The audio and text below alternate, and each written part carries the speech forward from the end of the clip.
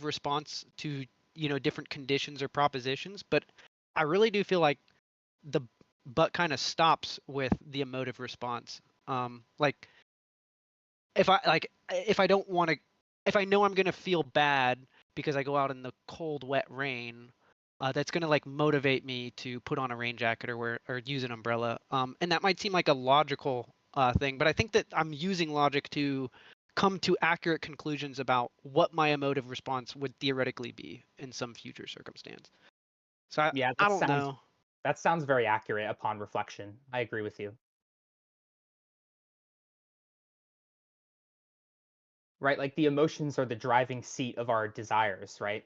Yeah. Like the Yeah. reason I do or don't do something is because of like this perceived, emotional experience that will come about because of doing it. Now I do acknowledge that I almost all the time I'm using logic in the background to try and like refine the accuracy of those presumptions.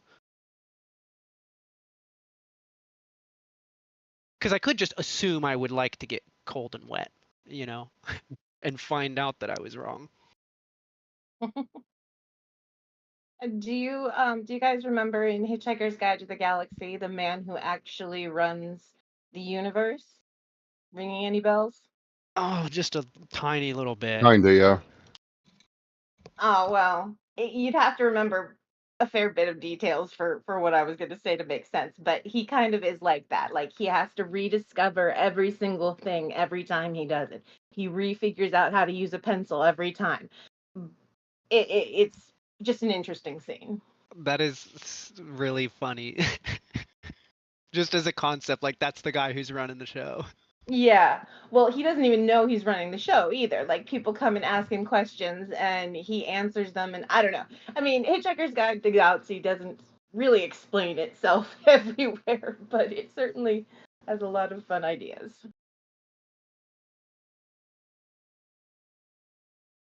And those are that's in the books. I think it might have been Restaurant at the End of the World. I just remember it was like the pinnacle of absurdist kind of, humor in writing. I lent somebody my copy of the Hitchhiker's Guide to the Galaxy about 12 years ago and haven't seen it since. Can you blame them? Yeah, well. A little bit, yeah, I can. No, fair. Stealing is rough.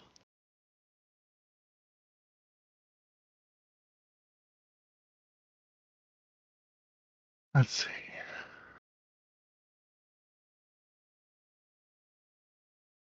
I saw online somewhere, and I'm trying to remember, it was the greatest way of keeping your books from being like permanently stolen by your friends.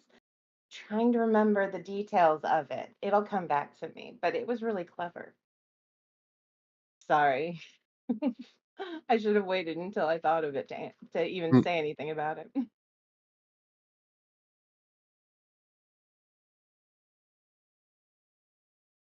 Okay.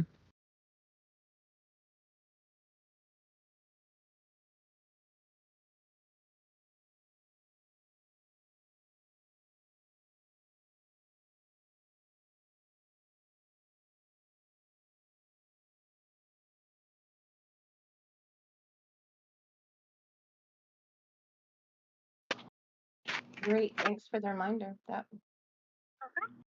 So I have another question that maybe you guys can ponder about, but is there a difference between having an understanding and gaining knowledge?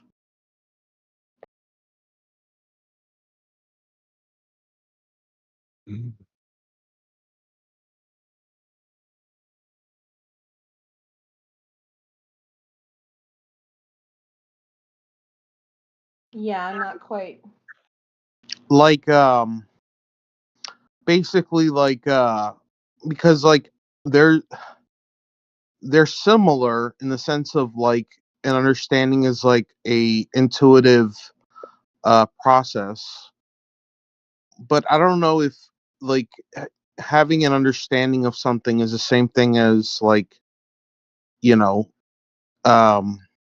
having like a reasoning process behind it, if that makes sense. These are very interesting questions. Thanks, Franks. I would say Oh, that you can gain knowledge without gaining, or at least with gaining very, very little understanding. But that, like, if you're gaining understanding, you're probably gaining knowledge. I would agree with that. I think you can have the one without the other, but not the other way around. like it almost sounds like you're talking about instinct and learning. Well, I'm thinking like you could, like, I could describe the way that a ball will fall to the ground when I drop it. Like, I can get really, really close to knowing how fast it's going to be when it hits the ground, how long it's going to take. But I have a complete inability to tell you what gravity is and how it works. You know what I mean? I have knowledge about what gravity is doing to objects in the world around me, but I don't have like understanding at a fundamental level about gravity Mhm. itself. What do you think about that, Franks? I guess. Well, the reason I'm asking these questions is because I'm currently trying to write a book on decision making, and I just graduated from my bachelor's degree in psychology about 3 weeks ago, Sorry. and so Congratulations. yeah, thank you. So I have been pondering different subjects on decision making, and I'm trying to uh, break down the process of decision making into like categories. And so basically, uh, like the way I break it down is between, which is why I asked the emotion question, because like decision making can be interpreted through the process of like or knowledge or emotions. Or that's the way I see it. You guys can like ponder, but anyway, uh, but I've always. Yeah, what were Can the you guys hear me categories now? again? Can you guys hear me now? Can you Okay, repeat the so categories? the categories were a reasoning or a thinking process, knowledge or awareness, and emotions or feelings. Uh, but I'm not sure. I could be wrong about this because I'm in the early stages. But I'm trying to create like a new theory behind decision making process. And so, but I was always wondering the difference between understanding and knowledge, because like understanding is more intuitive. It's more immediate. I'm or not intuitive, but like immediate. Like it's more like you don't really have to think about, like when you understand something, it's more like uh it happens a lot quicker than like actually having a reason through something, like actually think about it and come up with a rational under like a rational awareness of it. Does that make sense? But I then think again, I I'm see what you're confused. saying, Yeah, yeah. I like but I gaining. don't think I agree. Go And I ahead. want to say Sapphic Hazard said something in the chat that's really interesting. Um, yeah, talking about understanding, she says, I would say it implies more depth than simple knowledge, but this is a very semantic conversation. I just thought that was a great comment and wanted to share it. Yeah, so I'm really trying to understand the difference between like gaining like because I define knowledge as awareness of facts. So like or skills. So that's what I define knowledge as. I know people define it as justified true belief, but I don't define it that way. But then I wanted to like know the difference between like having an understanding and having knowledge, like having that immediate like awareness of something rather than like a thought process. I But like yeah, the way that's my ideas. I like the way JT outlined it because it made me realize that yes, you can have like knowledge as in I know the capital of North Dakota, but then understanding something would be more like you understand why the capital is North Dakota is what it is, or like I can have a fact that a quantum particle is both a wave and a particle at the same time, but I can have no understanding what that means. But I know it's a fact. So I have knowledge, but I don't have understanding. Does that make sense? I like that definition too. I thought it was well illustrated. So, okay, would you say somebody that runs on pure emotion can gain an understanding of things? Like if they are just complete, like they're the type of people that make decisions solely based off of emotion. Do you think that they also can gain an understanding of certain like attributes or certain or like gain that awareness of certain facts? I mean, in a hypothetical where someone doesn't use any rational thought at all, no, I don't think so. But I think that's an unrealistic hypothetical. Yeah. Everybody uses some measure of rational thought. Yeah, I tend to agree with that. Well, anyway, if you guys have anything else to talk about, if I come up with any more questions, then I'll let you know. Please What is do. what is your definition of knowledge? You said you reject JBT's justified true beliefs. I separate because a belief is like a thought, and I separate thinking from knowledge. So I would say knowledge is like justified That is true awareness. Yeah, I would say knowledge is like justified true awareness. Because like I feel like knowledge is like it's like an immediate awareness of like reality and facts and like skills, knowledge, whatever. Uh, but then it's I don't think it's like a belief. Like I think thinking is different from knowledge. But then again, like I said, I'm just getting like this is just like I'm at the early stages of really figuring this out. So Yeah, you're throwing around questions and ideas. I like it. That's interesting because I reject that definition as well. I don't think that justified true belief is like a good definition of knowledge, but I reject it for a different reason. I reject it because I think all beliefs are a subset, or all knowledge is a subset of belief. But I reject it because I think that we don't have epistemic access to what's true. So there's no way to distinguish between a justified true belief and a justified false belief. So that's like kind of why I reject it. But I was just curious. I don't have a good working definition right now that I'm ready to say like, hey, this is what I think knowledge is. I'm still working on it. JT, you don't think that we can say that reality is apophatic, such that we can describe it in ways that it's not, which gives us knowledge about reality? For instance, contradictions can't exist. Yeah, I think that. I'm sorry. You're asking, do I think that we can describe reality in terms of ways that it isn't? Yeah, exactly. Yeah. Yeah. Yes. But I do think that in like a lot of circumstances, there's like limited utility in doing that. Like you said, yeah, it's useful for like, yeah, can contradictions exist? I don't understand any way that they could. Yeah, it would make no sense, right? For a cup Yeah. to be both there and not there. What would you be perceiving at that point? Yeah. Well, if that's why I have such a problem with things like the Trinity and whatnot, is it's like if you can say that the universe exists in a state where contradictions are permissible, then the entire universe is now incoherent. Yeah, exactly. Yeah, I've been trying to discuss this with a lot of Christians, but they just continue to fall back on, well, I presuppose that God has given me access to knowledge, and therefore I'm good. Yeah, like I said, I haven't fully hammered out all the details on like what knowledge is, but epistemology is definitely one of the more interesting aspects of philosophy for me. I'm just not in a position to say like I think I have a good rigorous definition that I would publish in a book. Hi, Kelly. If I were to play God's advocate, Yeah, I would say that the reason that you can have the Trinity is because God and the Son and the Father don't exist within the physical universe.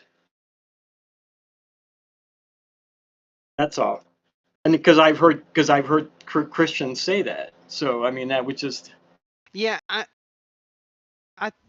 I guess I can kind of understand the notion that a different universe or outside this physical universe might behave by different rules.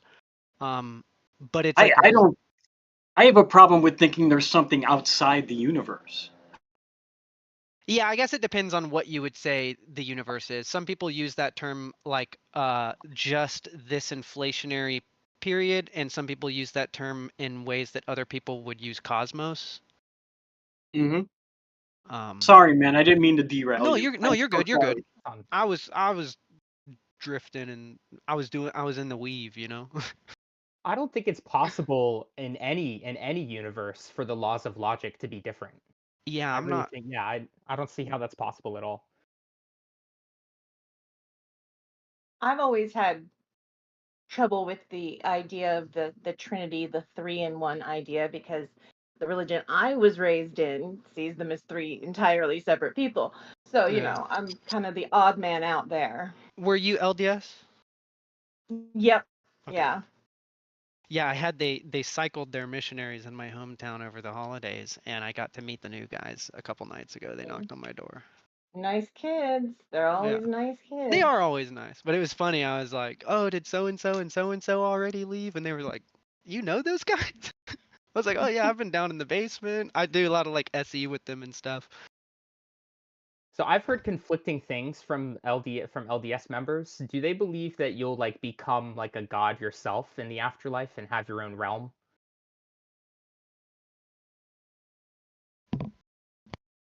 That is a very complicated answer. Oh, First of all, we really? have to mainstream LDS, like the actual LDS. No, that is not doctrine. It's never been doctrine. However, it was tradition and pretty much just accepted by everyone and considered the very next thing to doctrine, and indeed is still mentioned in the temple services. At least it was until very recently. So yes, but they have left themselves just enough wiggle room that now they're denying it, which is one of their favorite things to do. Hearing LDS people talk about their practices is always super interesting to me because they are like in this space where doctrine is like developing like currently and prophets are talking currently, and that's just it's always interesting to hear about that because it's so far outside of my experience where as a Baptist it was always like these are all of this shit happened 2,000 years ago. You know Yeah, what I mean? that's I can get why that would be weird. I mean, it feels even now, Not weird in a bad way, almost. just very interesting Well, and no, very it different. is kind of weird in a bad way because they keep changing their minds about things and then denying they ever thought the first way. So it is kind of weird in a bad way.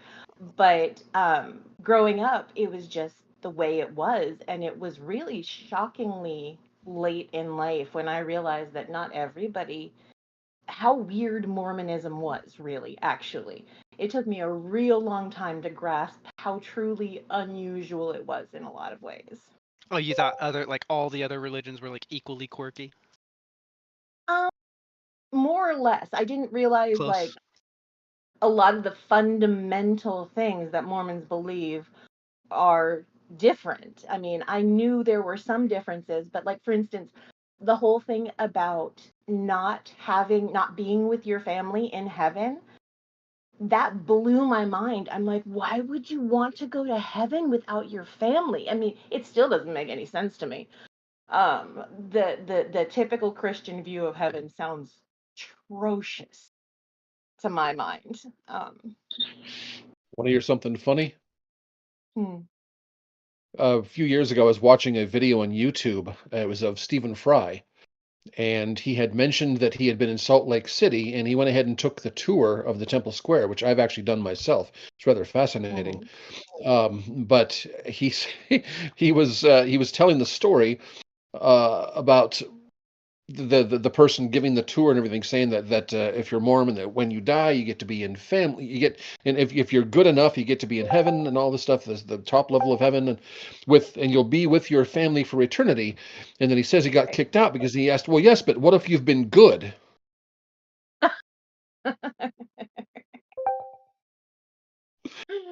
Oh, yeah, that's pretty good.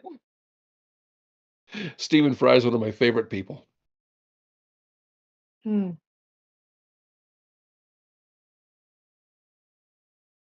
Hey, Miss Non Sequitur, do they use Old Testament prophecies to talk about Joseph Smith? Like, are they like Christians that like will go to the Old Testament and say, well, here it proves that Joseph Smith was a like a prophet or whatever?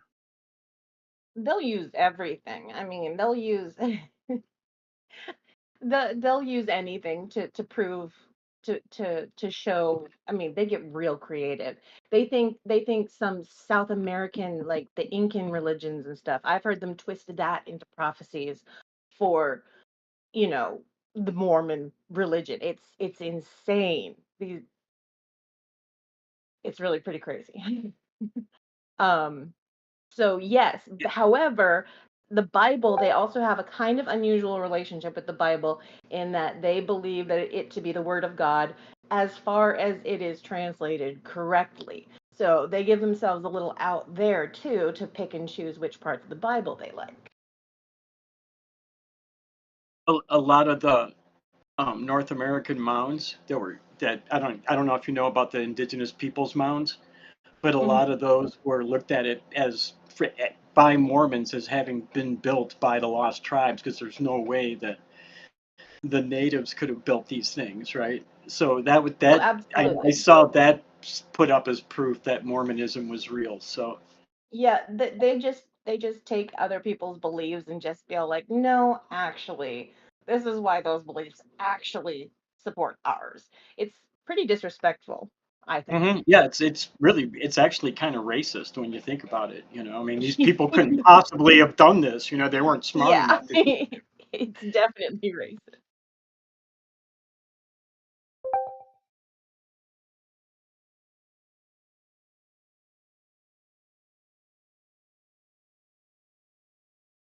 Well, I didn't mean to stop the whole chat. Sorry. No, I had a giant cough. I didn't want to cough in everybody's ear.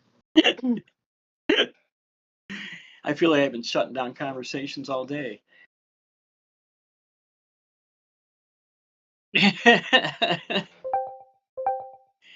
One of those people that doesn't light up the room. I darken it up when I come Good in. cough.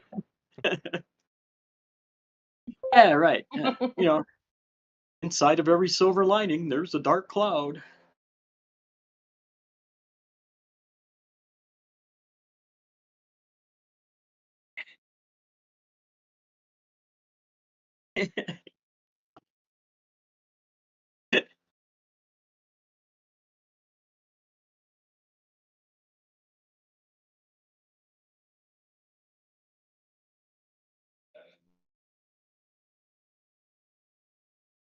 Yeah, you've always struck me that way.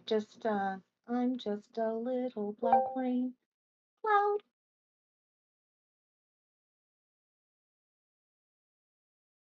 Hey, Miss Non Miss Non Sequitur, have you told your story on how you left the LDS Church on here, or I can't remember. Maybe in bits and pieces here and there. It's not actually very exciting. It's kind of boring actually. Do people want to hear it? Yeah. Okay. I'll try not to get off into the weeds too much, but ADHD brain, pull me back on subject if I veer off into the weeds too much. But so I was raised in Northern Virginia, so not in Utah, but by two extremely devout parents. Our family goes back both sides all the way back to the pioneers. I mean, just my family has always, always, always been part of the mainstream. Though there are people in my family who are also part of some of the offshoots too, distantly related. Um, anyway, so I was raised to just believe everything. It was just the way it was. But I always had trouble with it. Like, I was the kid who asked the questions and was constantly being told, well, we don't have an answer to that. We'll find out after we're dead, which was extraordinarily dissatisfying to me. And I just kept asking questions. And as the years went on, the questions stopped being cute and started being annoying. And so I never really believed beyond the point where you just kind of believe whatever your parents tell you is true. As a teenager, I did very mild rebelling. I played D&D and smoked a little herb, and uh, that's about it. I mean, I really was kind of a very good kid. And then around 19 or 20, I decided that I was going to go ahead and follow the rules like for a while and actually put my soul into how they told me to find out the truth, because I'm like, I want to know if it's just something that's never made sense to me. So I'm just going to take their challenge, and I didn't know what I was going to find out. In fact, I kind of wanted to find out that it was true because I was at that age where you want to find out. Well, I'm still at that age where I want to find out what's true. But so for probably a year and a half, I really lived the way I was quote unquote supposed to. I read the scriptures, I went to church, I whole 9 yards, prayed all the time, begged for the knowledge. Nothing really happened. Sometimes I thought I might feel something, but then it felt like I was trying to feel something. It just didn't feel realistic or genuine to me. And people would tell me, no, no, these are big, genuine, huge feelings that you're having. And I'm like, but they don't really feel like that. And eventually I was like, okay, well, if there was an answer to be had, I've tried as hard as I can to get it, and I haven't. So I decided that the LDS church definitely wasn't true.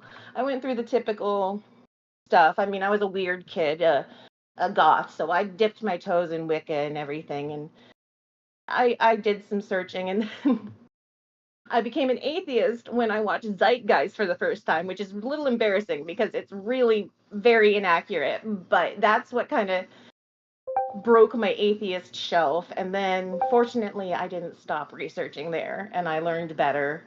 And then just more recently, like in the last couple of years, is when I've really been getting into anti-apologetics and skepticism and trying to get more involved in community building and things like that. And I'm just having a fantastic time. And that's my story.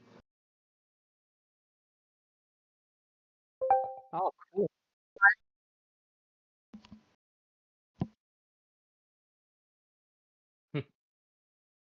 Well, I am a hedonist.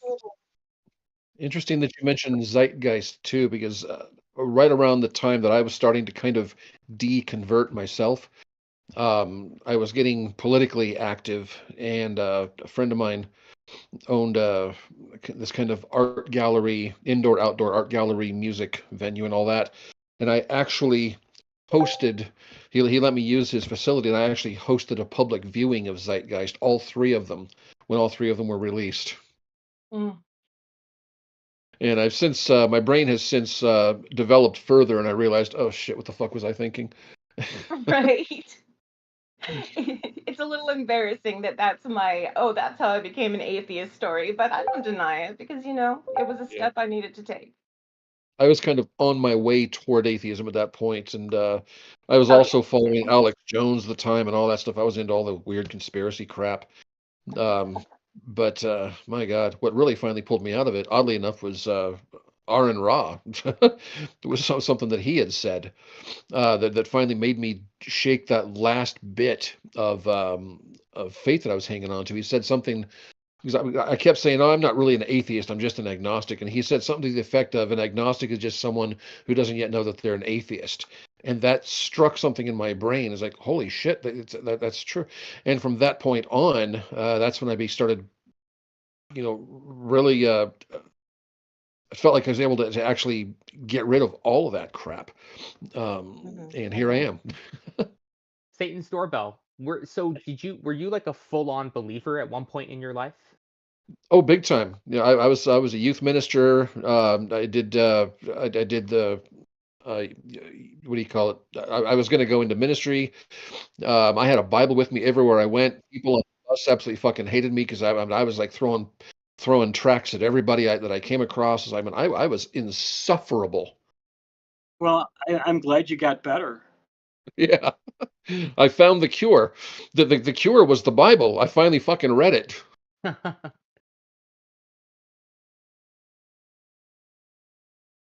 Yeah, when I was reading it, that's the thing is I was reading it, and of course, every time I came across something that didn't sound right, I found ways in my own mind, to rationalize it.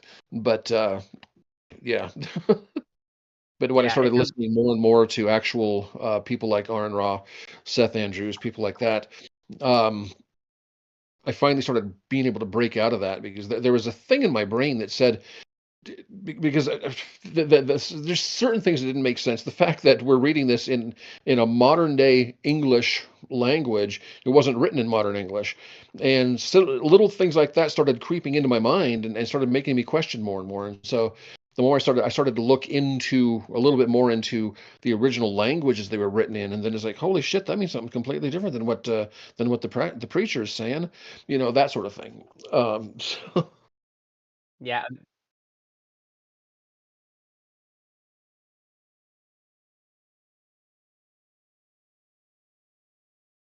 yeah. What? Translated? You mean our best American ever, Jeebus, didn't write it himself in our American English? Because that makes sense. Sorry. Dumb As joke. a perfectionist, the fact that there's like 40 or 50 different versions of the Bible drove me insane when I was a Catholic. It was like, which one is the correct one? What do I do? Do I read them all? It was really rough. And that's just in English. Yeah.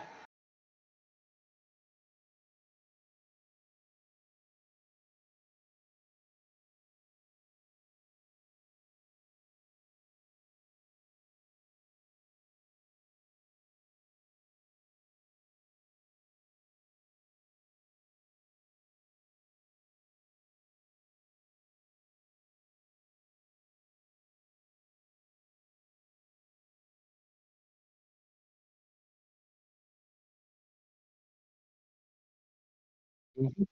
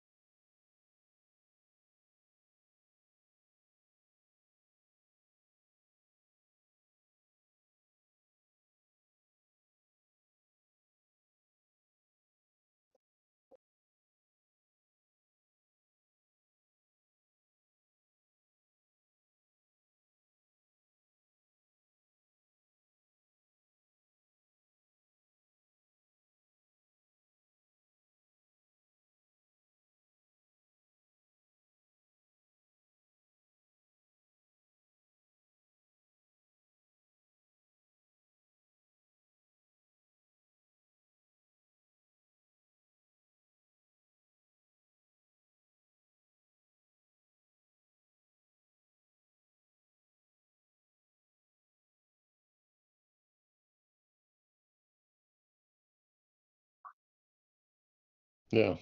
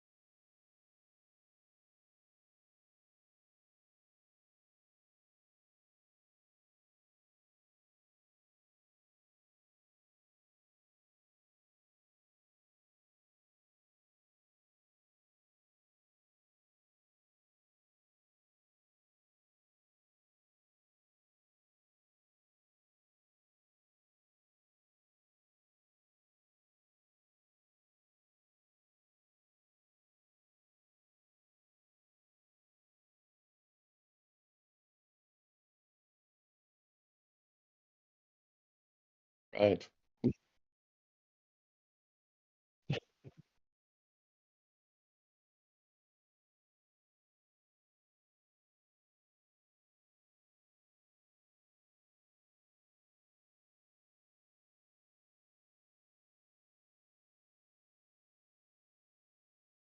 Yeah, it always cracks me up. It's like, oh, who gave you this evidence? Oh, this guy named Ron Wyatt. Oh God.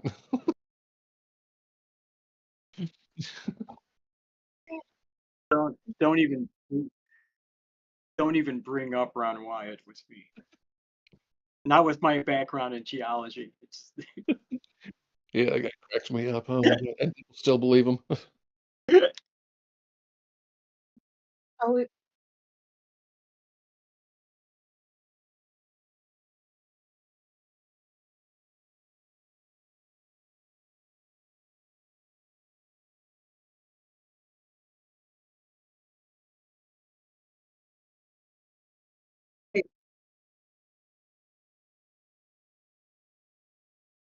I have a problem with the word evidence, and people have kicked back at me for it, but I don't. I think it's a sloppy word. Like there is tons of stuff that are submitted as evidence in courts, and then it's Exactly. thrown out because it's bad evidence, right? You can't. A red herring can't be a red herring unless it's evidence first, right? So I don't think we should be asking for evidence. We need to be asking for proof. Now the evidence they present could be proof, but it could not be proof, and that's why we need to ask for proof instead of evidence.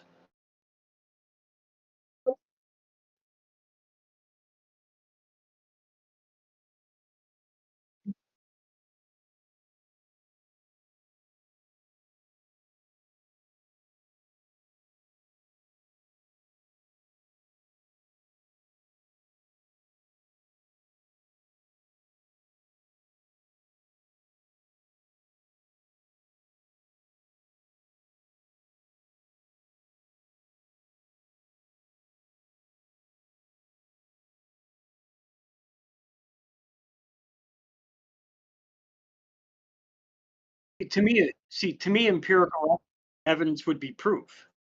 Yeah. Kelly, did you and Yeah, I have you and I had that discussion about proof and evidence about 5 or 6 years ago, I believe. We I'm got sure right down that rabbit hole. So I'm sure we did. yeah. So I completely agree with you. Proof is a totally different thing than evidence. Evidence can Yeah, be presented as proof, but its evidence is not necessarily proof. I don't think it's So possible to render proof for empirical claims.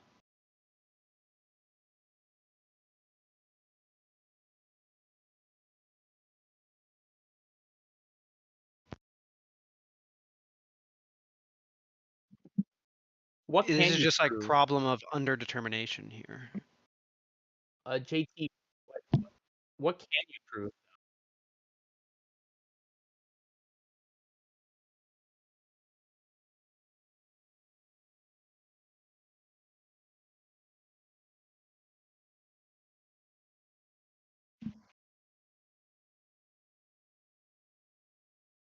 Yeah, and like Kelly was just saying too, is that um, what can you present in a court of law? And I've had that discussion with many theists as well. It's like, what kind of evidence would you accept?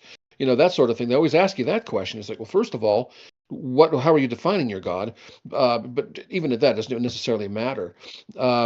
It's what evidence would I accept? First of all, the evidence that you're providing would, at the very least, need to comply with the rules of evidence that would be required for a court case.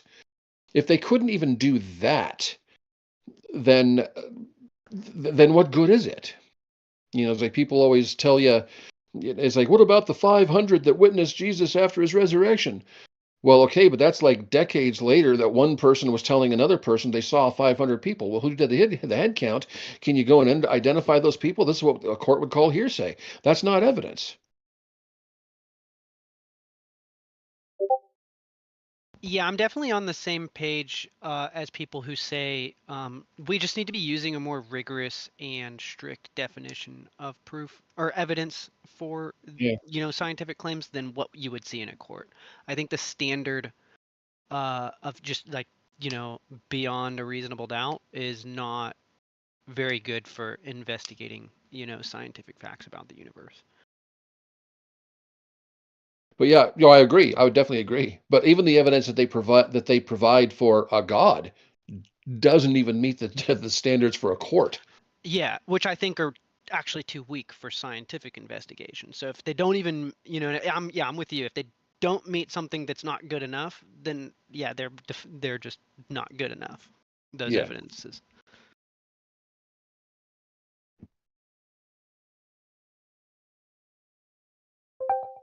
So Vic, you said that there's like mathematical proofs. Hmm? So I'm guessing like, oh, if we've proven Pythagorean's theorem, like that's a proven known thing. Yes. But you're saying that we can't prove that a ball is always going to follow a predictable path when we throw it if we know the force and velocity and stuff. We should be able. Uh-huh.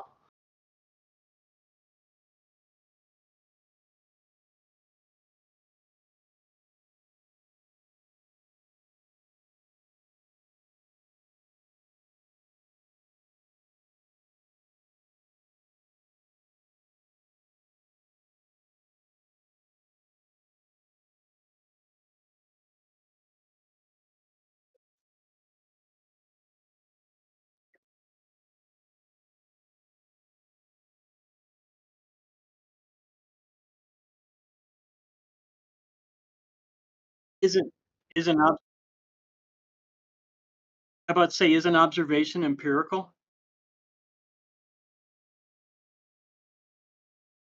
Yeah. Well, empirical means being able to sense it, right, with your senses. So, I Yeah, I mean, would say so. observation would be empirical. So you're saying that we can't use empirical, we have to use math, but the math is based on empirical?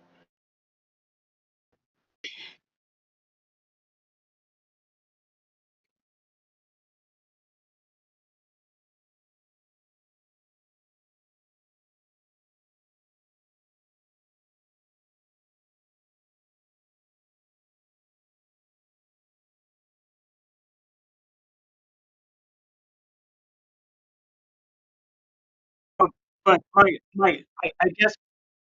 I guess my point is, didn't we make up those proofs, right, to describe what we were already experiencing? We invented math we invented math as a descriptive way of communicating what we were experiencing, right? Okay, so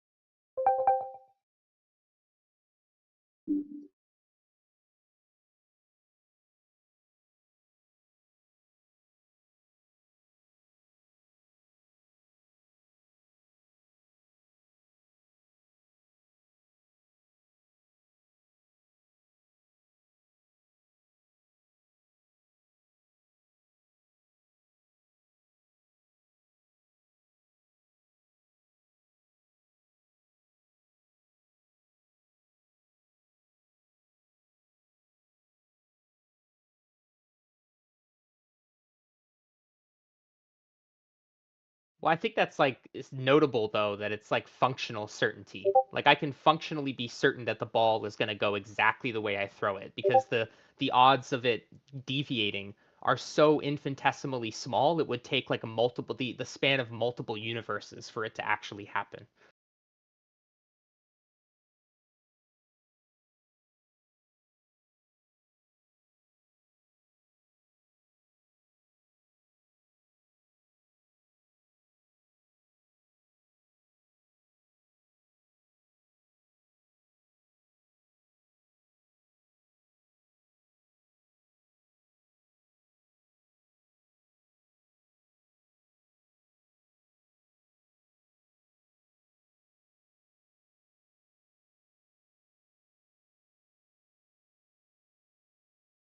And you just assume all the axioms are true.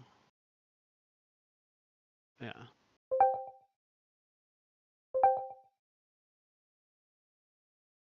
Mm-hmm.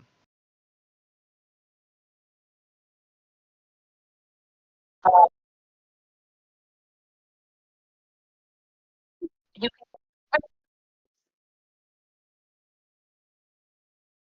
Makes sense.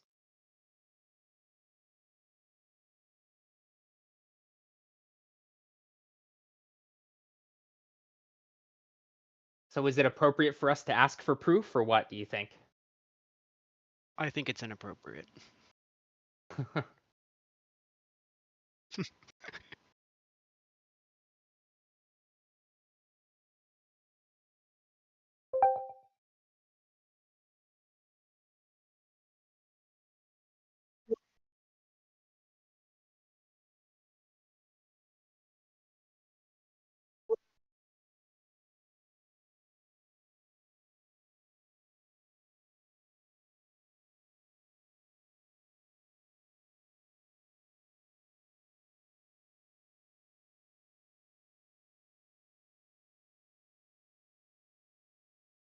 Evidence?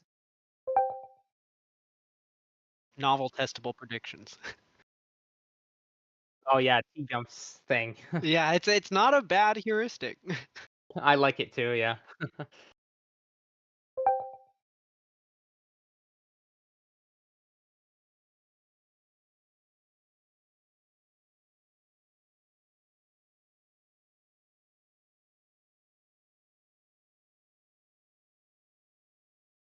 Yeah. Well, I'm curious what you guys what do you guys think about the fact that logic is technically unfalsifiable, but it's kind of self-proving as well, like that, like, at least I can argue for that. So does that mean logic itself we can't trust at all because it's unfalsifiable? You talk about like the rules of logic Yeah, itself, like or just like just claims. reasoning itself, the laws of logic, the whole shebang. Like Yeah. it's not falsifiable because you have to use logic to disprove it.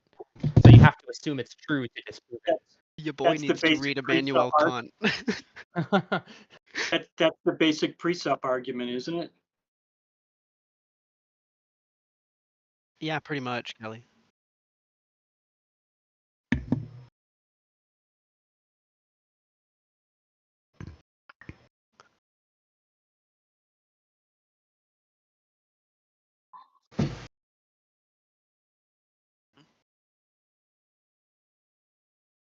Yeah, so just Logic like is just a science. language. Yeah, so just Logic like is just a science. language. Yeah, so just like science, right? We use it because it seems to comport, like it makes predictions about reality that are consistent. So we use it for now, and if it proves to be incorrect at some point, we would adjust.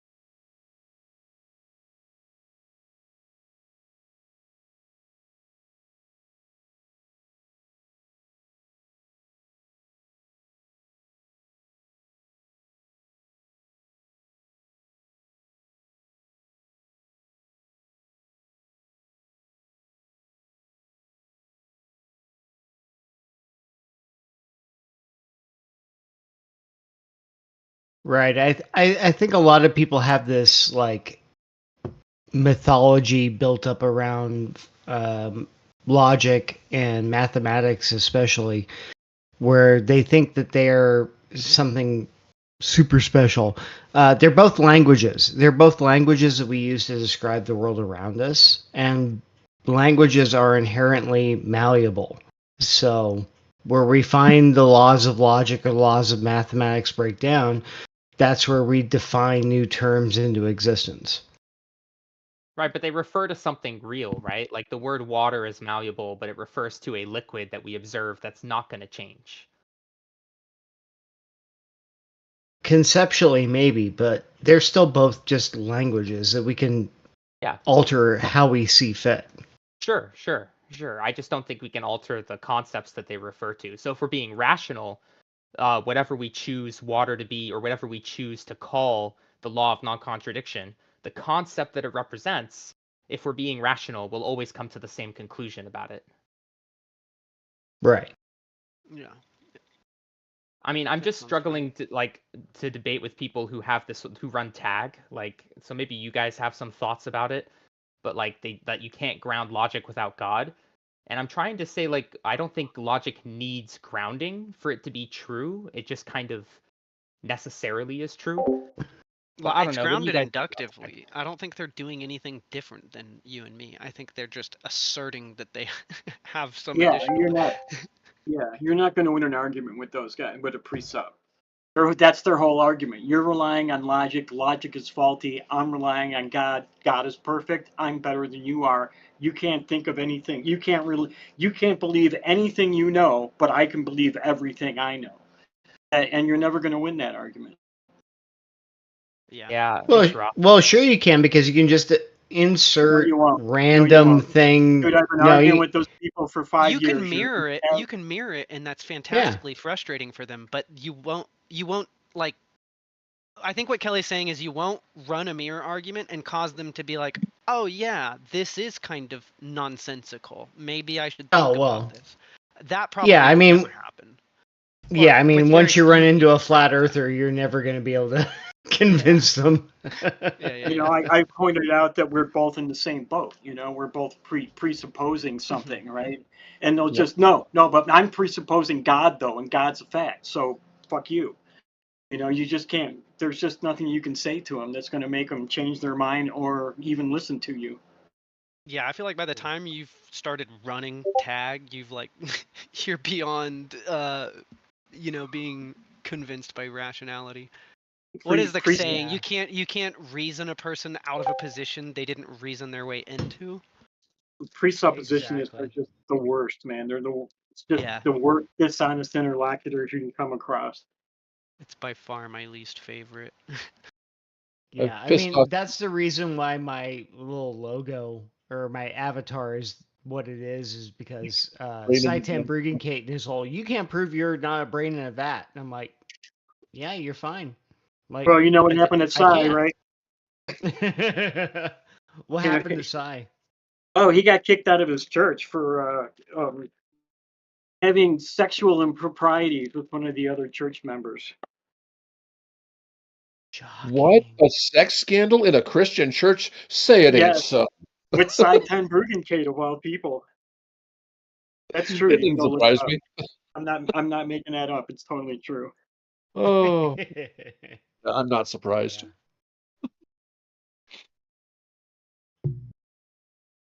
Yeah. I pissed off a couple of precepts when when I asked them, they say, well, how do you know that your God exists? And they always come up with natural and what do they call it? Natural and what the fuck is the other word that they use? Natural and special revelation. It's okay. That's like the dumbest thing I've heard before. So that's beyond special pleading, but okay. So I throw that back at them, and they'll ask me, well, how do you know that? And I'll say, well, natural and ludicrous revelation, and it's basically their own fucking argument right back at them. But it's ludicrous speed, ludicrous revelation. Because what the hell is it? What the hell else is it? It's all ludicrous. I can sit there and tell them, how do I ground anything? Well, just the existence of the universe is the grounding, is all that I need. Sorry, I'm just kind of rambling. Go ahead. I always found the simulation argument to be a bit irrelevant as well, because we've already shown empirically within the simulation that people have all of the mechanisms required to develop consciousness. So even if this is all a simulation projected into my brain, you guys are all conscious. I fully believe that within the simulation. So you all morally matter, and I don't know. I don't think it makes any difference whether this is a simulation or not. Yeah, I agree.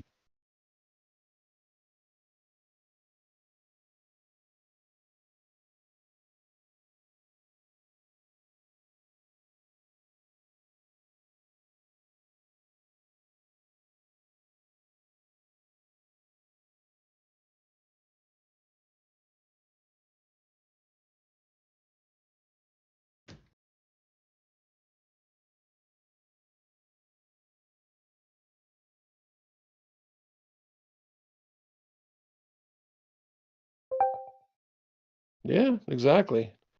How far do you go before it just becomes absolutely absurd?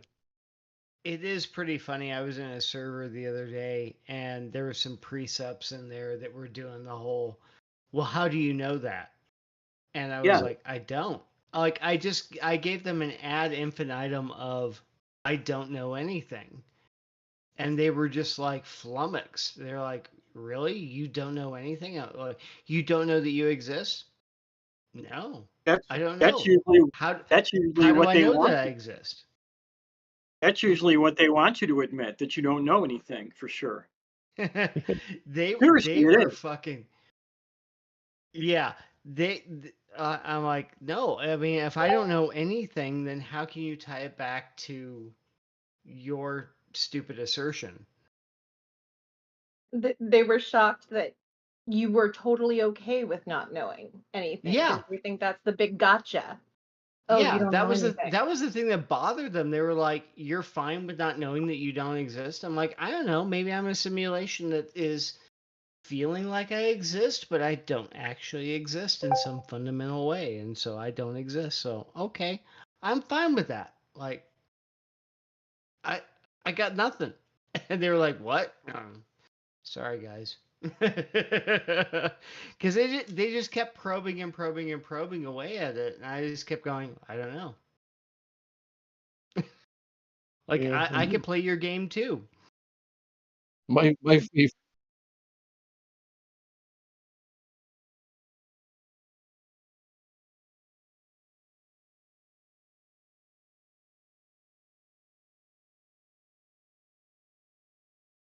Yeah, I would agree with that. I always like to say that. Well, if I don't exist, then whose underwear am I wearing? I like that.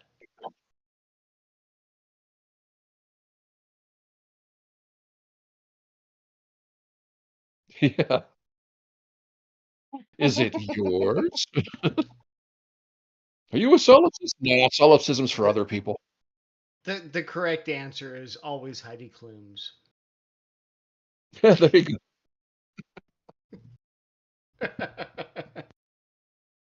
Well, that's why I got that piece of paper from that cop.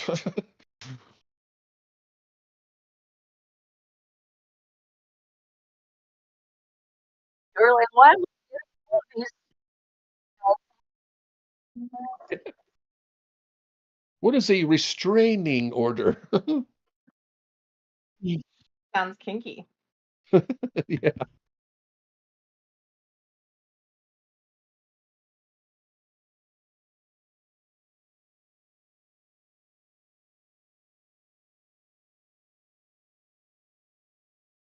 Do you really have a random topic generator? That's cool. I'm just thinking about flat earthers. I've been trying to talk to a lot of them, and they tend to kind of like just kick me off of their lives. But the Yep. one of them I did talk to about when he realized that the Earth was flat, and he said he like threw up, and he had this huge moment like Neo from the Matrix when he realizes that the world was fake, and Oh. it just made me think like, how can this be? It sounds like he resisted it psychologically, and yet somehow was convinced.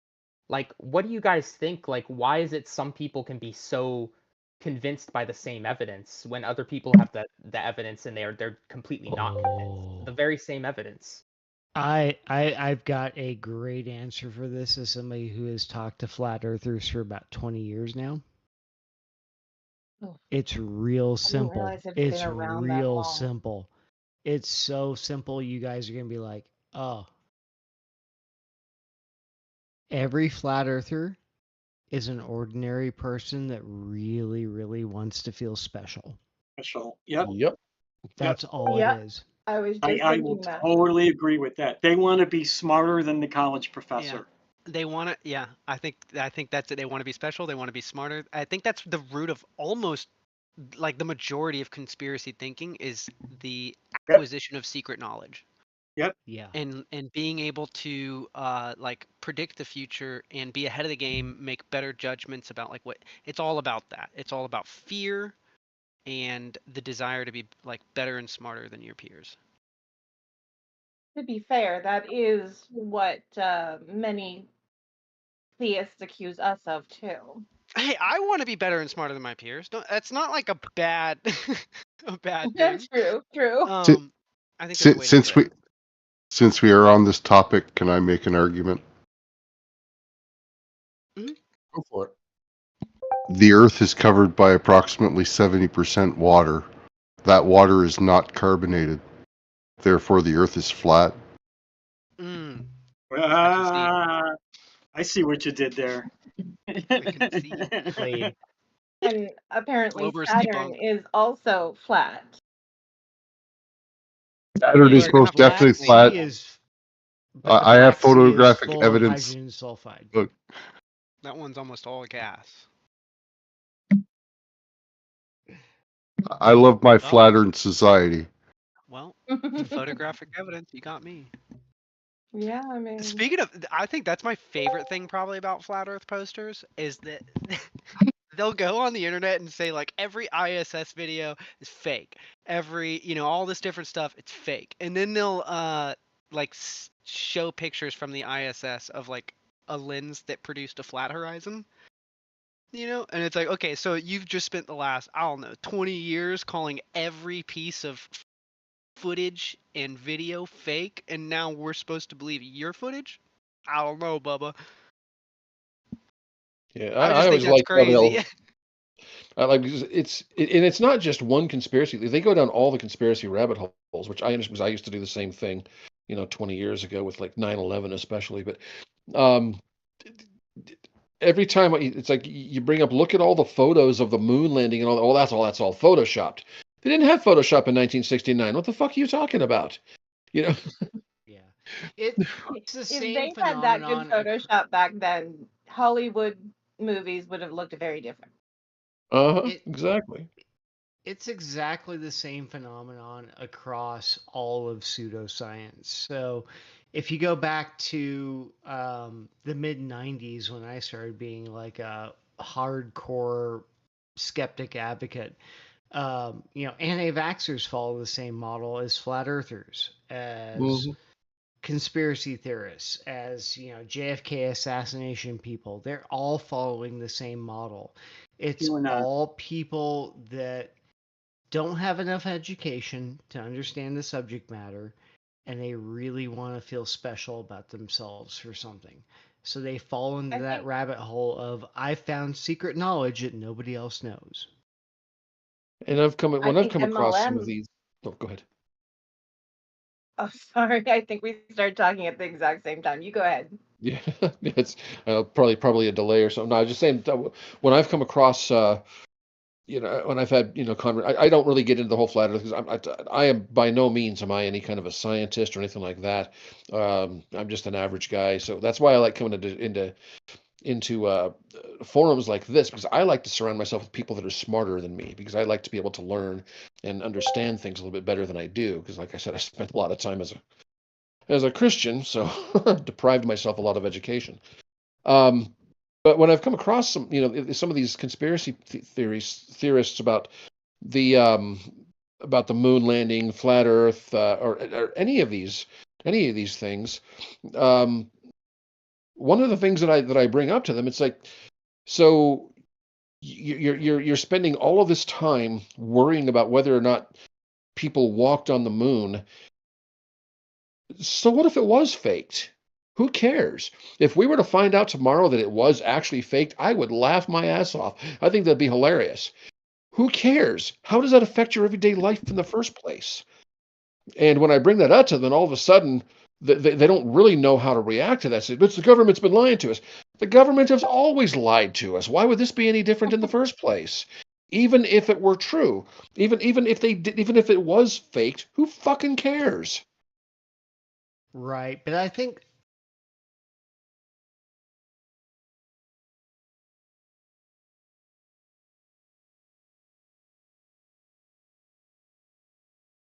yeah, but the moon landing. Yeah.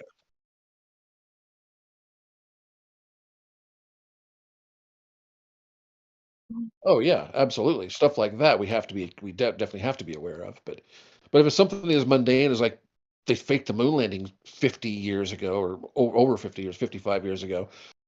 Who cares? Or Right, if but if they lied to us that the Earth is somehow flat and not round, first of all, that's obviously crazy. But even if it were the case, what would be the point of it? And still, how does it affect your everyday life in the first place? Who cares? right, a but great question. that's the great big hope. That's the great big hope of these type of people that think along these lines, is that that's the first domino. They're like, okay, if I can prove that the moon landing was fake, then I can prove that, you know, JFK was assassinated by the CIA, and that proves that Vietnam was actually a communist conspiracy.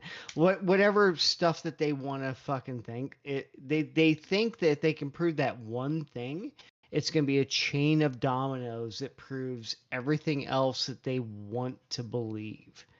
Yeah. And that's the difference between being a conspiratorial thinker versus a skeptical thinker, where you're like, I'm going to take everything individually. These people take everything collectively. So if I can prove the moon landing was faked, evolution is fake, there's a God, fuck you.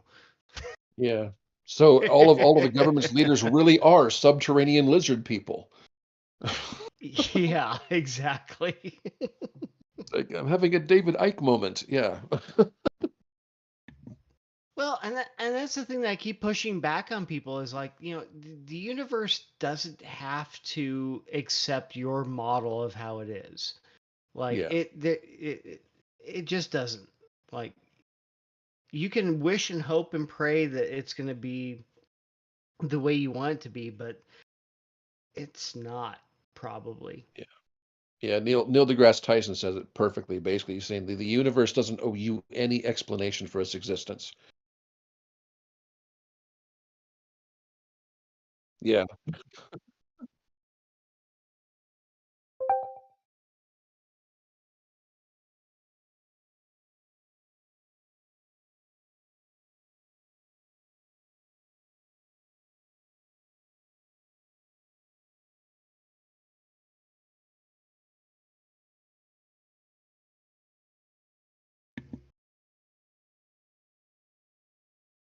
Yeah.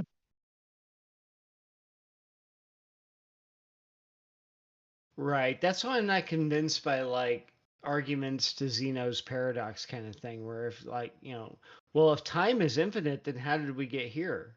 Well, if time is a thing, then clearly you can get to that point on the thing. The number Yeah. like just- just minute, can you count? It was you there count before I starting was here. Like, just because the road's infinite doesn't mean that this patch of road doesn't exist. Yeah. It's so stupid. Or that it's inaccessible. Exactly.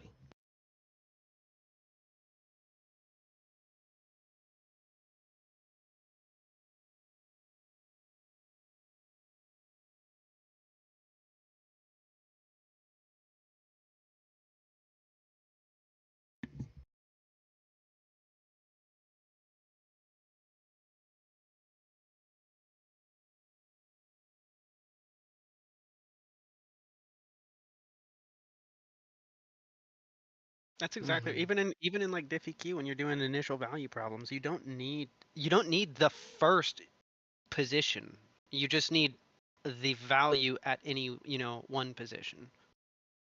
Or depending on the order of right, 2 values, 3 value, right? But you just need it at one position.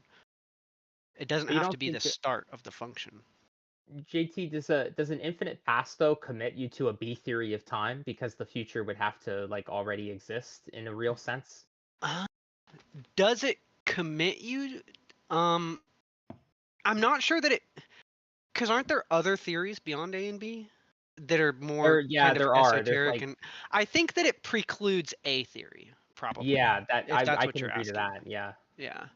I don't know what the C theories are. And they have subcategories for C Right. theory. Yeah, I and they're don't definitely remember what more they are. esoteric and less Yeah. people adhere to them. I tend towards B theory myself, which is why I probably don't see it as a problem at all. Yeah, that's what did it for me. Is I accepted that the evidence does seem to point to a B theory of time, especially being a determinist. So therefore, an infinite regress is not an issue. Not at all. Right. And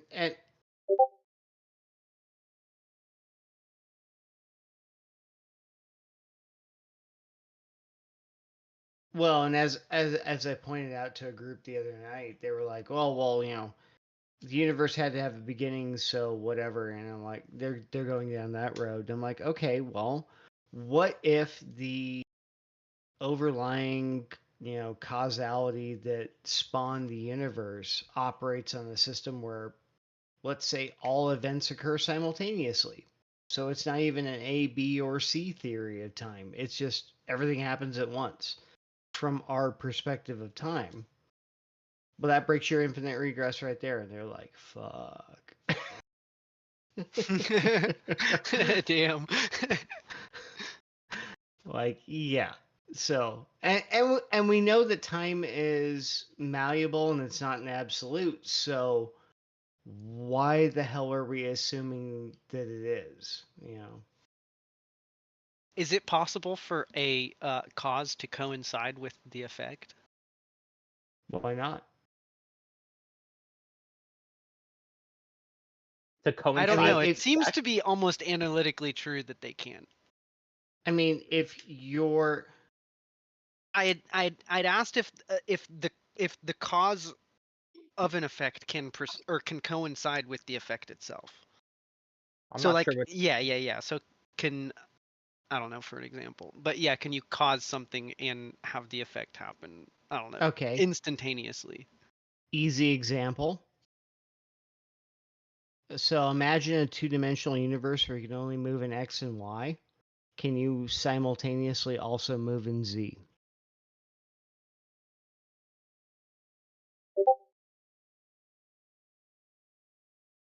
No, but we live in but the problem with that is that like we live in a universe where there's functions of X and Y in Z. Right. And in our local presentation of the universe, we have 4 dimensions. We have X, Y, Z, and time.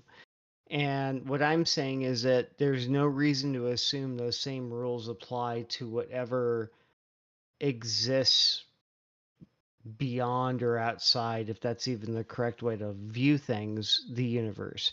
So in that paradigm, you could have cause and effect occur simultaneously because it would be the equivalent of being a two-dimensional universe but also moving through the Z dimension at the same time. I think that's a violation of terms. And maybe you're saying that's what I'm doing.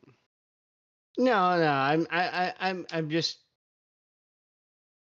This is where this kind of stuff breaks down because we're having to do it by analogy. Yeah. And so it's really kind of hard for me to communicate effectively at that point. But for me personally, I don't see any reason why you couldn't have cause and effect happen coincidentally, because there is no time dimension to separate the two events, if that makes sense. Yeah. It's almost like you have point A and point B along the line, but the line doesn't exist anymore. Yeah, So I if guess the line doesn't exist. I guess I just feel like cause-effect relationship is like necessarily a function of time. I could be totally not on base with that. In our local presentation in the universe, I would agree. Okay, fair. Yeah. I mean, I can't argue with that. I don't have the ability to investigate outside of my local presentation. And none of us does. That's why all of this is completely hypothetical. Yeah. It's logically consistent that you could have a causality where all events occur simultaneously. Yeah, and I wasn't using that as an argument against that. That was more just a quick curiosity. I didn't want to get hung up on too long. Isn't that actually exactly what we may think the Big Bang was? That it was essentially like a quantum field that collapses into reality like all simultaneously, and then that's why time is like an illusion. It all exists at once, but we're just experiencing it from our perspective. Right. So that would Yeah, be like the because cause and effect all being simultaneous. it does seem that the spatial dimensions and the time dimension are intrinsically linked and almost certainly came into existence at the same time, which, if again, same time, as if that means anything. Right. But that could indicate that whatever higher order causality exists outside of our local presentation in the universe, you could have anything you can think of. You could have effect preceding cause. Maybe time runs backwards in that realm. Maybe all events are simultaneous. We can't investigate that far. What we do know is that because time is malleable like all the other dimensions, it probably isn't fundamental, which is fucking scary to me.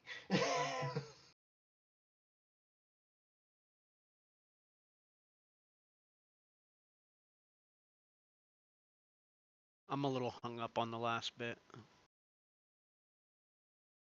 The scary part? Yeah, yeah, I guess that too.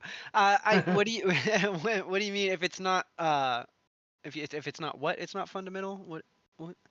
If time is an emergent property of our local presentation in the universe, that means time isn't fundamental, which means the rules that we apply time to in our universe get thrown out the window when you start looking at things that either preceded or are outside, if that's even the right term, our local presentation of the universe.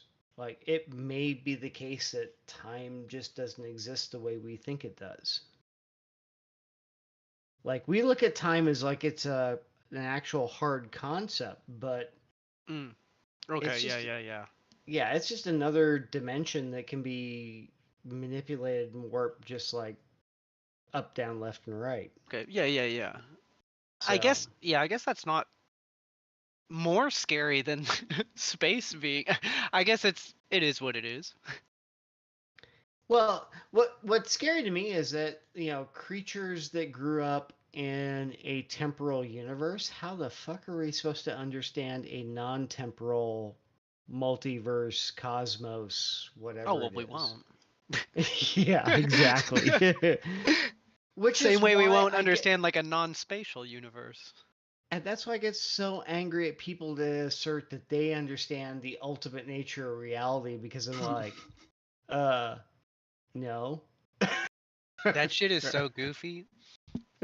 Have you We've heard observed. of? Go ahead. It's sorry. God. No. Okay. Have you heard of something called quantum immortality? I've heard of it. So the I would need idea to look is at it again. it comes from many worlds. I don't think I have, actually.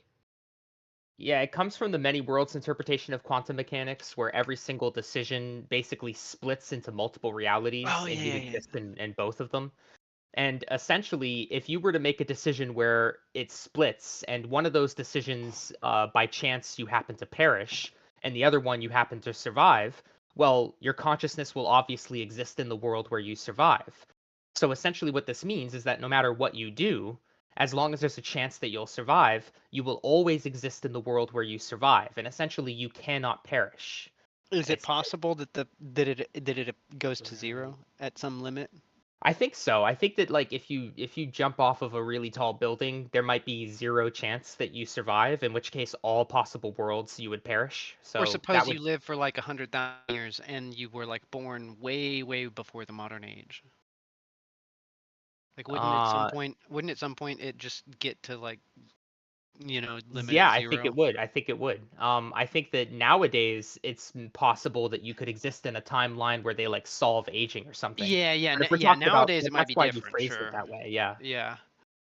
Because I could conceive of I haven't dived too deep into it, but it's not like totally implausible that at some point, yeah, they either figure out some like super aging deal or some ship of Theseus transhumanism deal.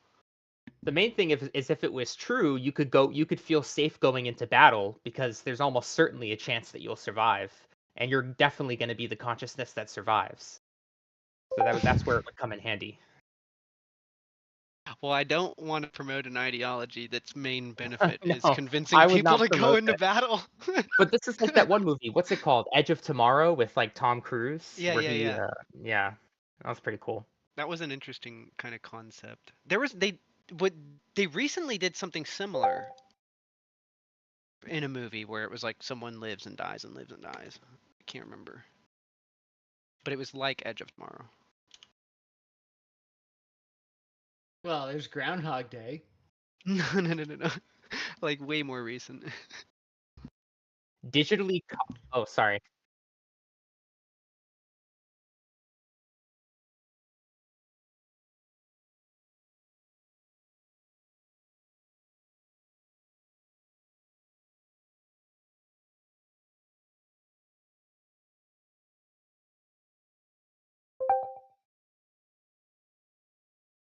What do you mean?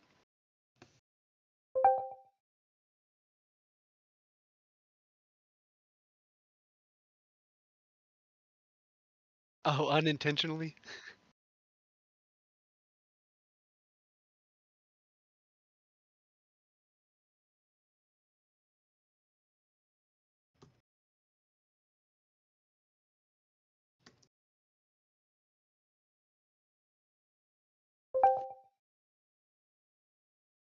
Yeah, that's right. Edge of Tomorrow was Emily Blunt.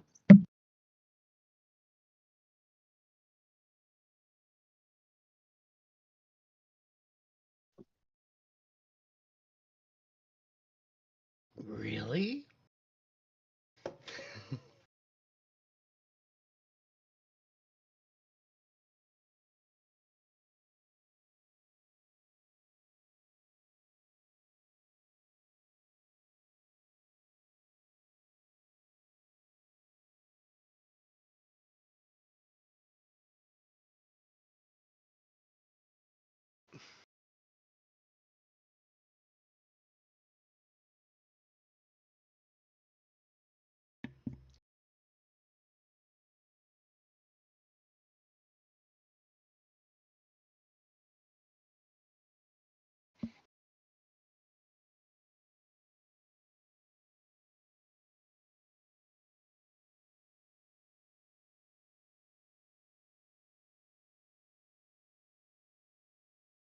I've got a Sorry. take on that you might like if you're like a screenwriter type person.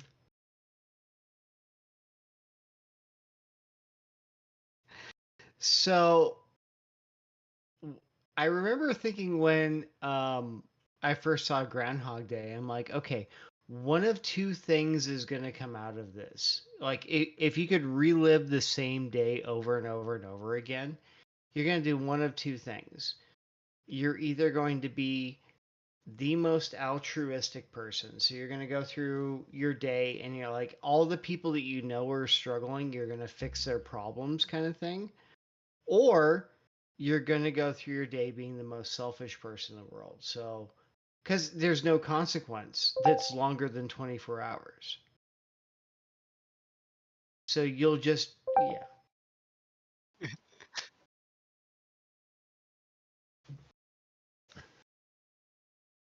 Yeah. So what I would like to see is them extend that to what we know are the limits of, human capacity. So, one day you're helping, the same old lady across the street, and the next day you're, vile, horrible person that probably is going to get executed, but there's no consequences. So, yeah. Yeah, that's pretty good. Exactly. Oh, there was an episode of Stargate SG-1 on this very subject too. Oh, is there? Yeah, where the Stargate kept bringing them back over and over again to the same point. Right, the one where he made out with Carter. Yep. Well,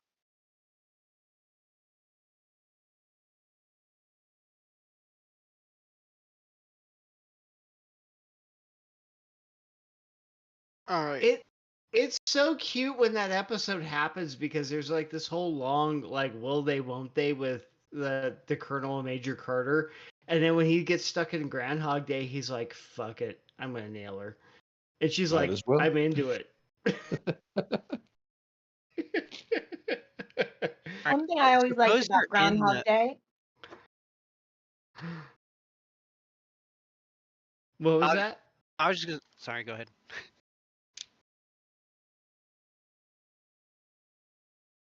oh, I was just gonna say one thing I really liked about Groundhog Day was how, they played it for laughs, obviously, because that was the movie, but how he didn't come directly to self-improvement and being a better person.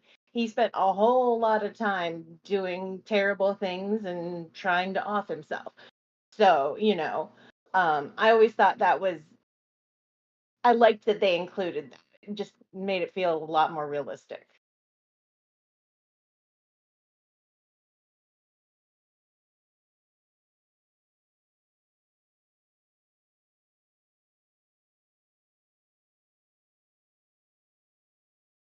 Hmm.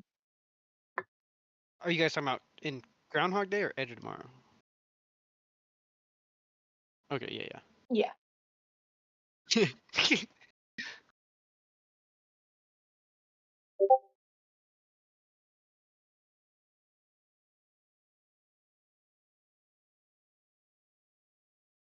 Right.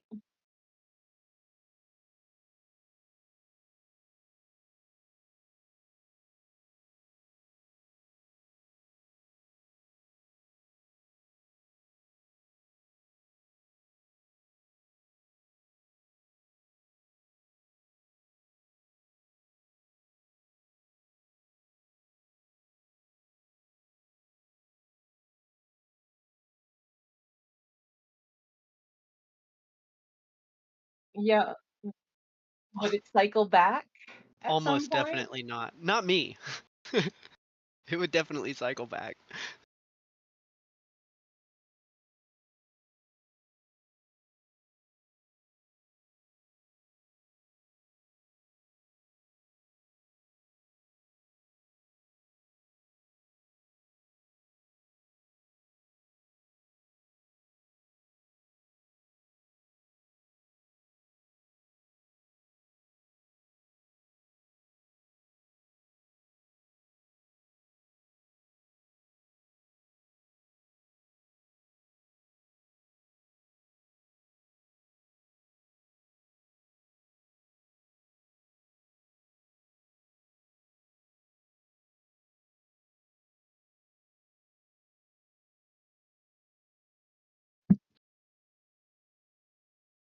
You would hate the run that I'm on then. I'm playing the Dark Urge, and I'm playing it as evil as I can.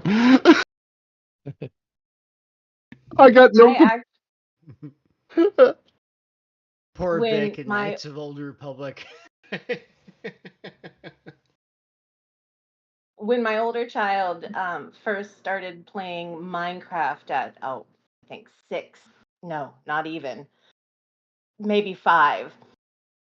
They thought it was absolutely the most hilarious thing to dump animals in lava and cook them. Oh, And jeez. at first I kind of giggled with her, but after a while it started making me feel kind of funny. I mean, like, I didn't stop her because she was just being silly. They were just being silly, but I get where you're coming from because I sometimes have similar moral weirdnesses about games and things like that.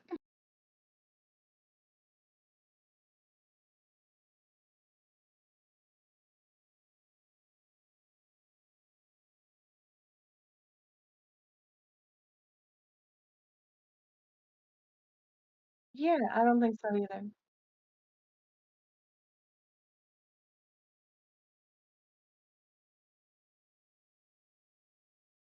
See, I think I could even if I had those proclivities, because you had said it was like each time you fall asleep, it's like going back to that save point you wish you could return to when you did something rough. You know, I think I could excuse it after enough. You know, something that approximates like an infinite amount of suffering. I think I could have a bad day, and you know, I'll be Yeah, like, these I people will mean, be fine tomorrow. to be honest, I would feel really guilty about it, but I think it would happen every so often. Yeah. Yeah, we're talking like a long time here.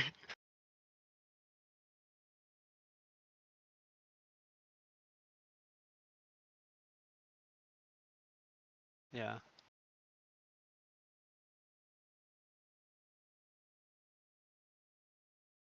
I think with an infinite amount of time, you would become a different person, you know, infinite times over.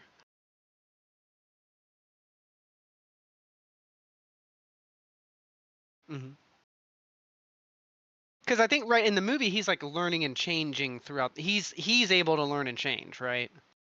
Mhm. The main character. Yes.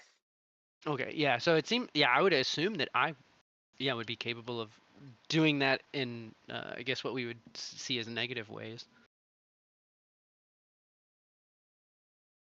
If it's like you said, where like being a good person didn't get me out of the loop. You know what I mean? I would probably give up.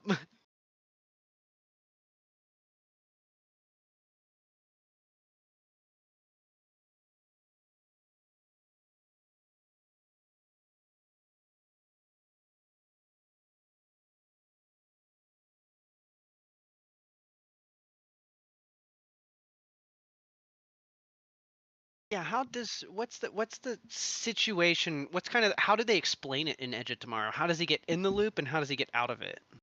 I've actually never seen the full thing. Neither have I.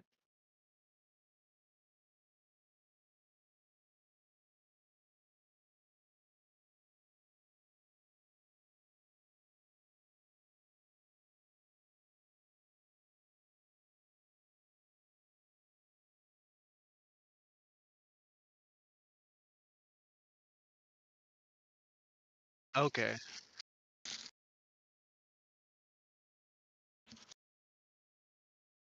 Oh, so these creatures all experience time that way, kind of? Yeah. Okay.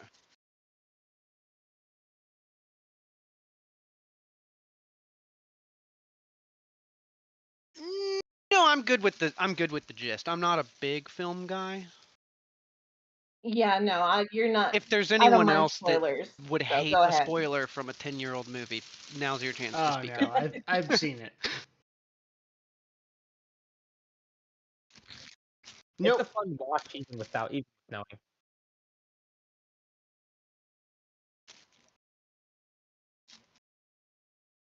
Yeah, what's the way out? Is it like concrete?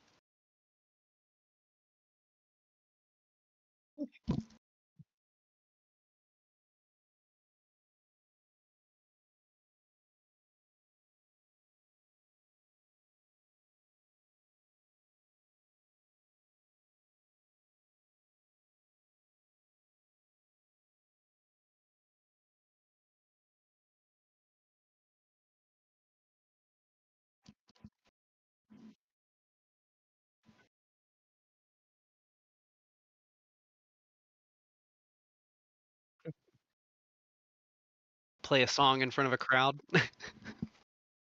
Yeah. No fuck ups, got it.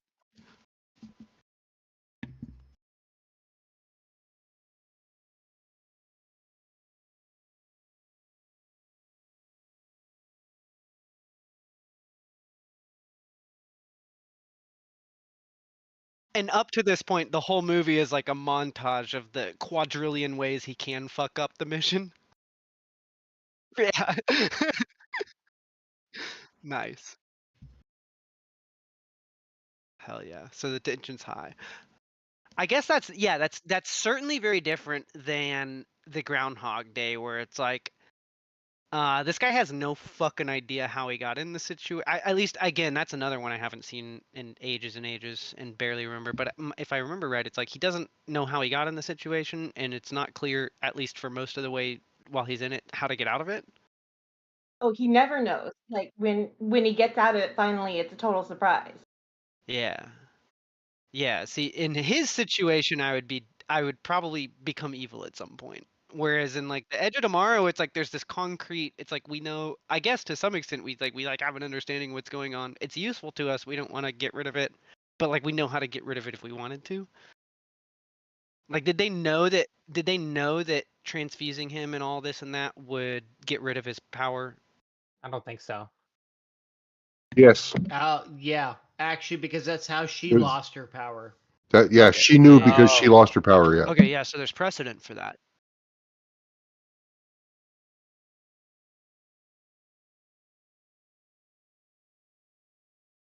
And I guess that kind of leads into the question that I hoped to ask earlier was it suppose you guys are in this Edge of Tomorrow situation and you have a concrete way out of the loop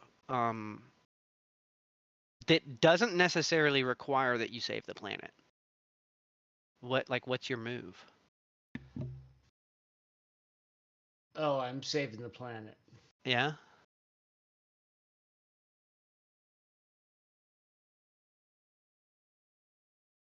Like we know is it the case that we know the planet is at stake here? Like if I remember, I've seen parts, so there's definitely like Oh, a yeah. full scale alien invasion with like an Yeah, the insurmountable enemy. planet's fucked. Okay, yeah, okay. So yeah, it's definitely like get out of the loop now, or get out of the loop at some potentially arbitrarily distant point in the future and save the planet. I mean, if you get out,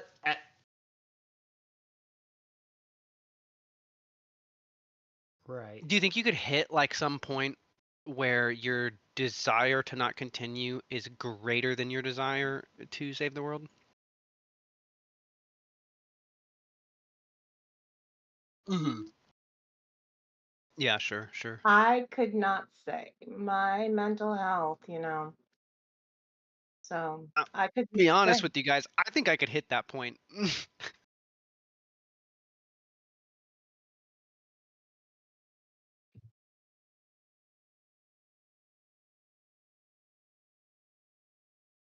No, you're like in some like physically capable like military trained. You're an Emily Blunt. Like you're Emily Blunt or Tom Cruise, but you're in this situation, and that's that.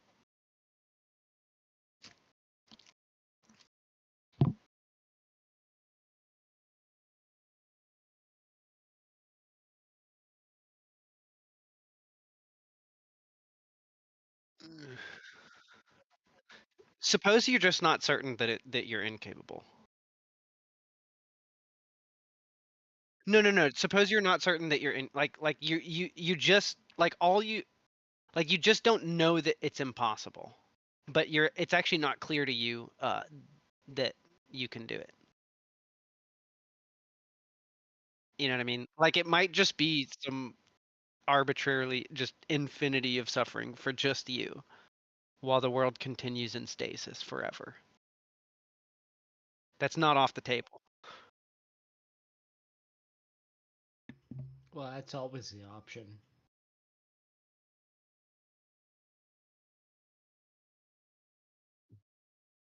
I suppose. Do you think that there's like a summation, like if this is like a full-scale invasion by some alien force, do you think that the quantitative amount of suffering is just the one day, or do you think it's like, would you say it's like a summation of all the bad days during all your failed attempts? Because like, what if you're making humanity go through its worst day forever?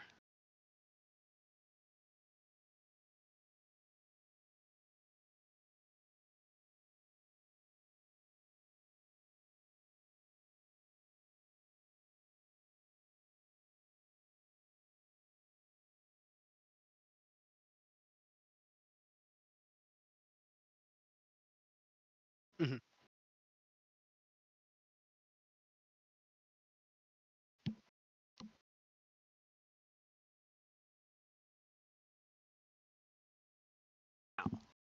Right.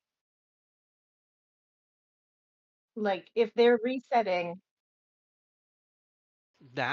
This is such an I didn't realize how much was like underneath this topic when we first this is an interesting because now you've got like this whole like is it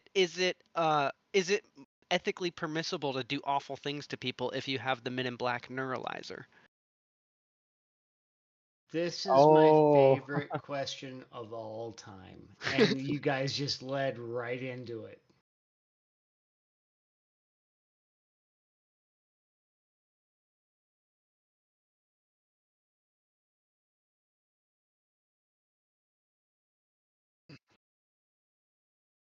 Yeah, your whole body. Okay, so suppose you Because caused like trauma does only have an impact on the body, not just the mind. suppose So you had like even if it contrived a resets the mind. machine that like the pleasure machine in like philosophy circles, but now it's like a suffering machine, and it's like it doesn't harm your body, it just causes experiential suffering, like in the moment, and it's quick. You're immediately neuralized, and it's not like each continuity of it's not like a sustained continuity of suffering where it like leaves a like a scar on your brain, so to speak. It's like There's a better version of this question. yeah. If this is something you're more well versed in, because I just led here, organically. No. Your question is a really good one, and the extension of it is, if there was a button that you could press tomorrow that would delete all conscious beings from the universe, would you press it? And this includes me too, yeah. Exactly. All conscious beings. That's actually a really difficult question. It seems on the surface like a easy no, but fuck.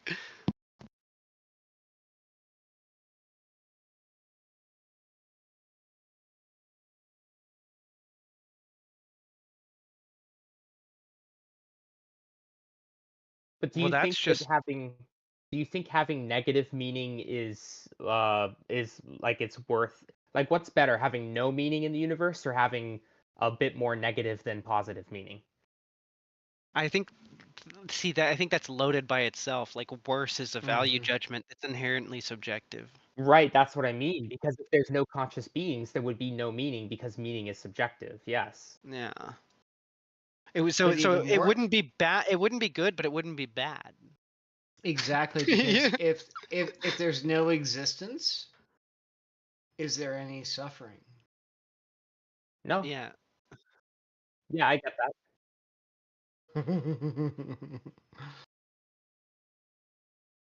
Right.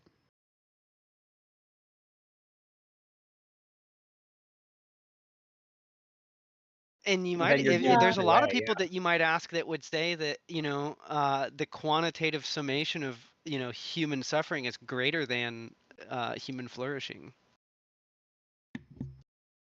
Right. And I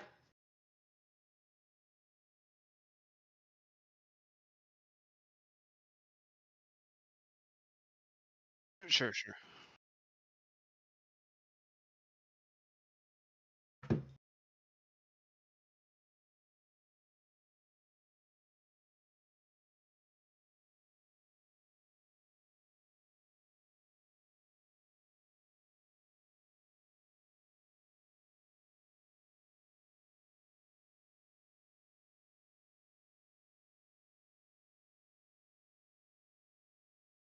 right.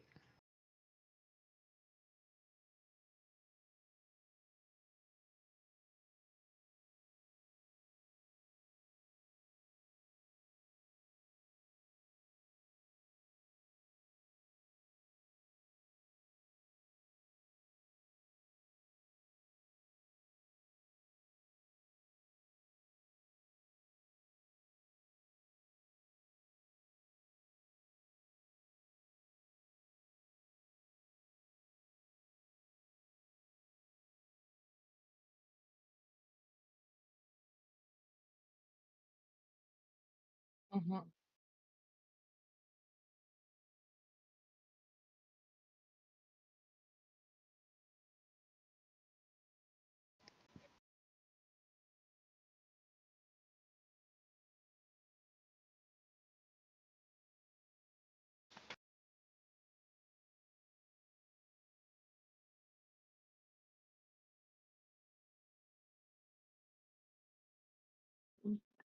But for the most part, I'm sorry. I thought you had no. I thought you had come to.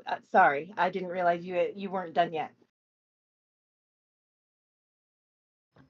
Oh, I was just gonna say, but for the most part, I think you're right. I think that the pain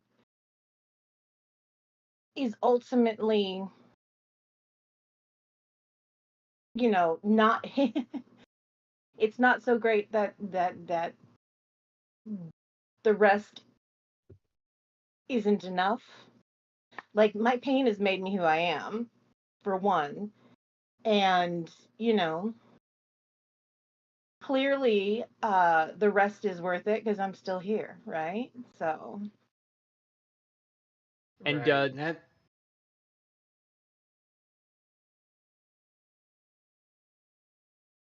I was just gonna say, I well, thought it and was that. interesting that you Oh, said. go ahead. I just thought it was interesting that you said in those rare cases where someone, would then it would make sense for them to get assistance in unaliving. But it's almost like intuitively, that like most conscious beings do want to continue existing. That's why I think it's on its face. I think it's clear to not press the button to wipe out all consciousness. But why do most conscious Mhm. beings want to continue existing?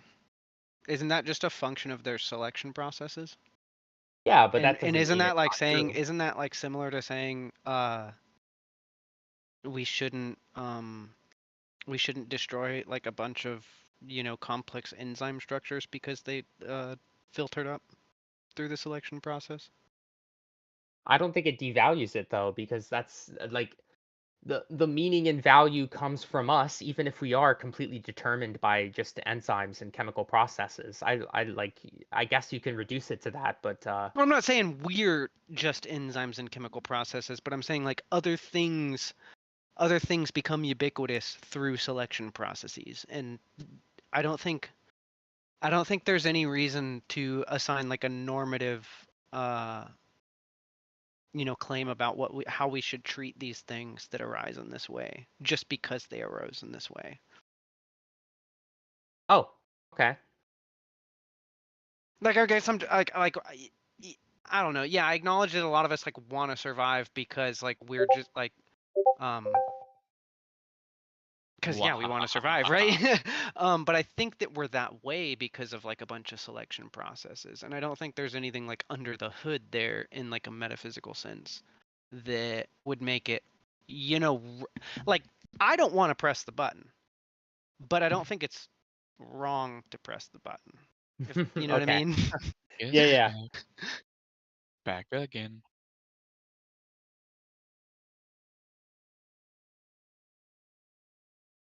Press the button. Press away. Tick tick tick tick. Hand, button. Hand, button.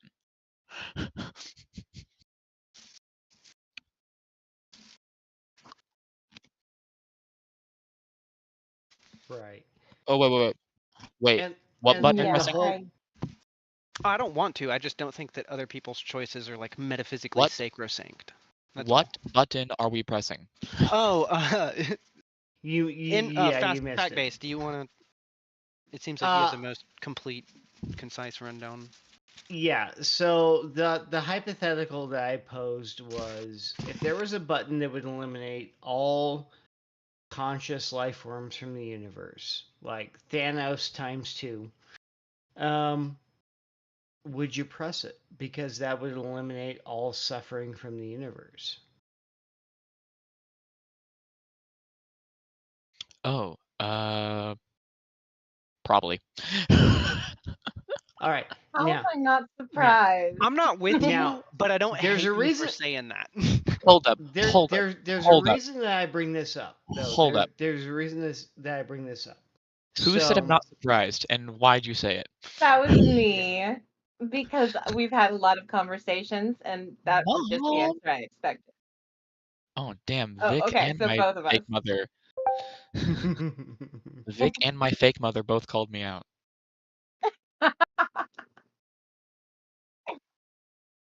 Damn. Am I that fucked up?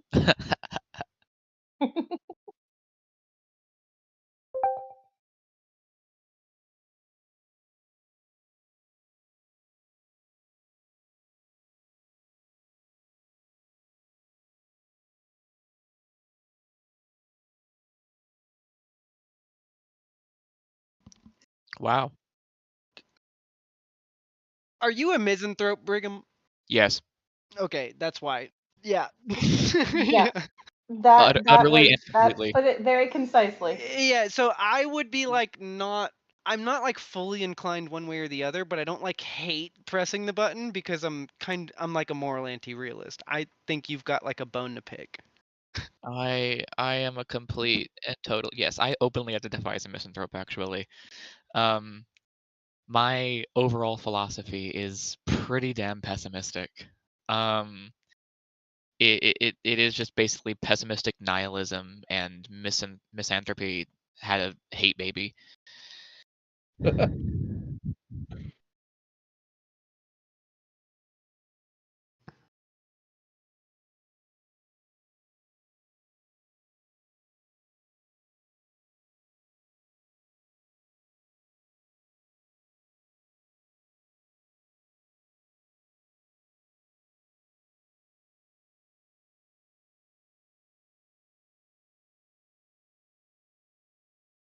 Yeah. Hmm. Ding, ding, ding. Do you read Ding, much ding, ding, ding, Immanuel ding, ding, Kant? ding, ding. What the fuck? Huh? Whoever was talking about Vic's 100% right there. yeah. Yeah, I You feel the same way.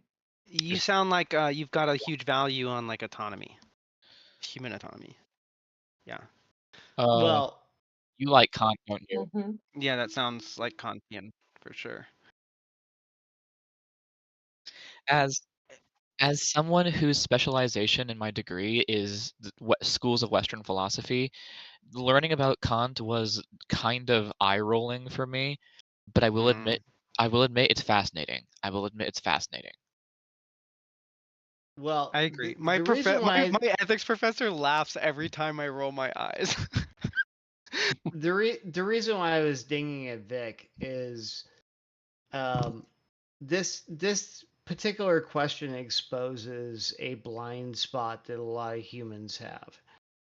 So, can you name for me one moral position that doesn't involve an involuntary imposition of will No. upon somebody else?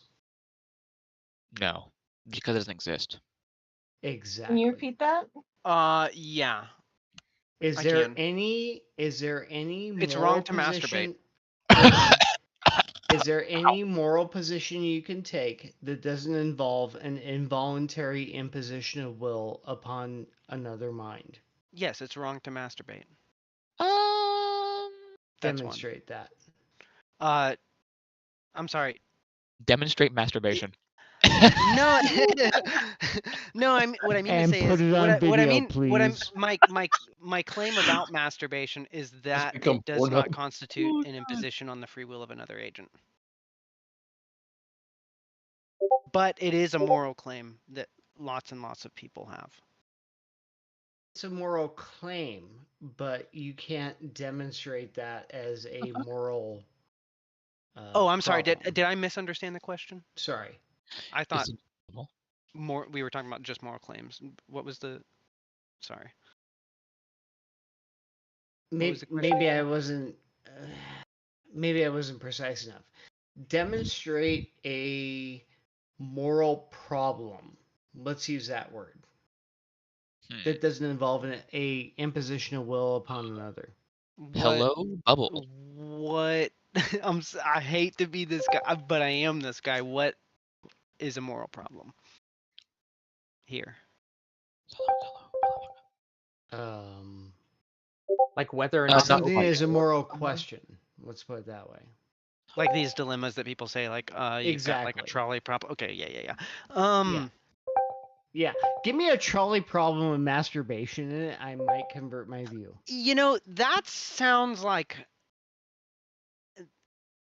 not really my fucking like I guess it's not like that's more like we're constrained by human creativity here in history. It's not like like I've heard moral claims that don't even pertain to moral problems and don't involve other agents. And so I guess I'm what is the relevance here of like a Oh my moral God. dilemma? Maybe it's just that dilemmas themselves are contrived such that they involve multiple agents, but like moral claims don't always. Exactly. Well, I mean, can you have a moral claim about yourself? Can you act immorally towards yourself? Let's start there. I think only if That it is depends on flagged. the ethics of the person that you ask, right? Like if you're asking someone who's focused on some kind of end, right? Yeah, you can act in a way that's immoral to yourself, right? Because you can subvert your own, you can like take actions that subvert your own ends. Okay. Where, a person who's just Real. purely, go ahead, sorry. I have a real question for both of you, though, since both of you seem to believe in something akin to morality. Can I ask where you get the idea that morality actually exists? I don't think it exists. Okay, I like you. I'm an anti-realist. I'm I just a haven't nailed complete. down the specifics, I'm though. just a complete moral nihilist. I just think morality ultimately is just kind of a very situational thing and ultimately kind of a lie. I just leave it up to Died. the I think individual that to determine their own moral morality. claims. Okay, so I'm an anti-real. I What? think that there's like a lot of usefulness, and we use them in a lot of different ways. And I do think that there's definitely a lot of fog here, like because we have such different frameworks for what moral claims even are. Like, there's probably a good chance, even in atheist spheres, we're talking past each other a lot. Um, I don't think that it's like my anti-realism is just like moral claims are not features of reality that are independent from humans. There's no truth makers for moral claims. Then I guess I would be Hey, classified as that too. one moment. Bubble, did you have Hi. a quick question? Oh yeah, welcome to Please do. Thunderdome. Okay. Oh, well, you're welcome to talk at us anytime you like. Yeah, I might have, if I was Uh, interrupting or not letting you get if a chance, that's my bad. Yeah, I thought I heard her try to JT, ask, so I wanted to make sure. Or JT and I Jay, Yeah, sorry, I'm not sure. Well, I want to hear, I answered your question, and you asked two of us a question. I'd like to hear the other person's before we completely branch off. I think that ultimately any involuntary imposition of will upon another mind is the root source of all immorality, and therefore there has to be a governing set of like behaviors or laws of physics that determine what is the minimal amount of imposition of Okay, order in the See, court. that's a Wait, question. realist, but I feel like that's not an objectivist Okay, framework. and Order in the court. Order in the Bubble, court. you What's did your say you question? did I have a mean, question. objectively, on. there would be a. Actually, just a Sorry. moment. Bubble did say she did have a question. I do. I do talk a lot. I have a question. Who was live? Because I don't That'd be. really know. Huh?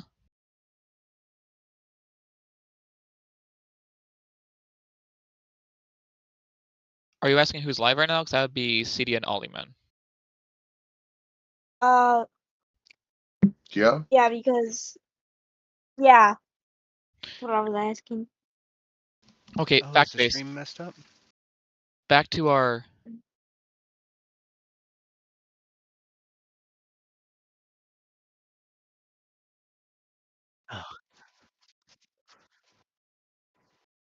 Oh, you're doing that right Yeah, now? I thought that I sounded thought that like a was question Scotty's about job. maybe the live stream. Is Yeah. there a problem with it? I thought that was okay. Hold on, let me check this out real quick. Maybe I'll just Uh, let Bubble finish instead of assuming what they were going to ask. Sorry. Sorry, we talk a lot. Motherfucker. Are you still with us, Bubble?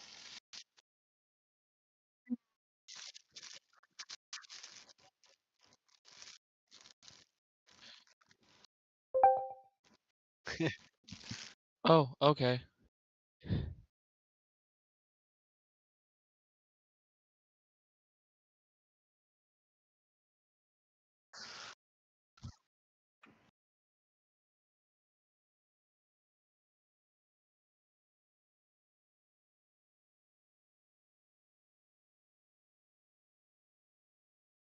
Okay. Of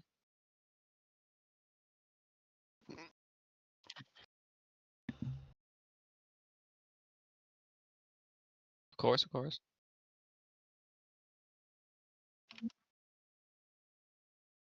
Salute, Please have salute. it. Have a good night, Vic. It was good talking to Uh, you. Have a good night, Vic. I am also saying good